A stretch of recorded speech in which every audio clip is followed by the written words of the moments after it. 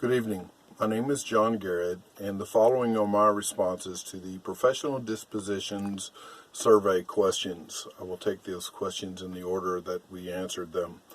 Number one, my answer to this is that education is not a fixed science with formulas that always work and plans that fit every situation.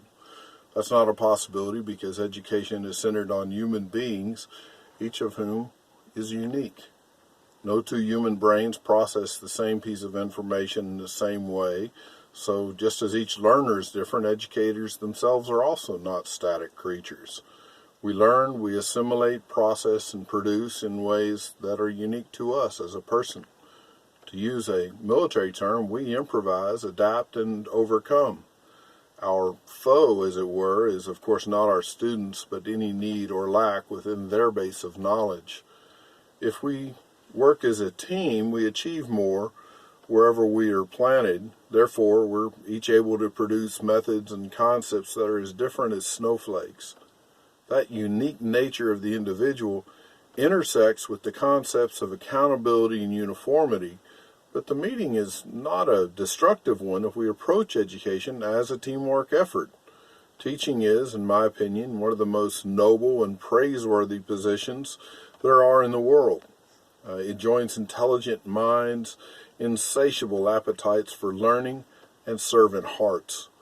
As we develop and utilize skills that prove effective in reaching students, building, of course, on the knowledge base of teachers who have gone before us, we can each contribute to make the process not only easier, but more effective for future generations of teachers, all of which should combine to produce a better future for the students. The second question has to do with the dispositions that I feel I possess that would make me a successful teacher.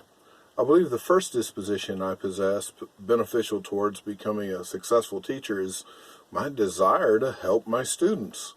While I've not served as a public school teacher before, I have taught in other capacities as a firearms instructor, a hunter safety instructor, and a discipleship instructor for many years.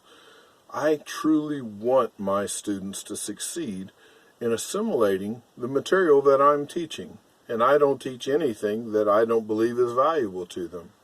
Second, I'm a firm believer in innovation.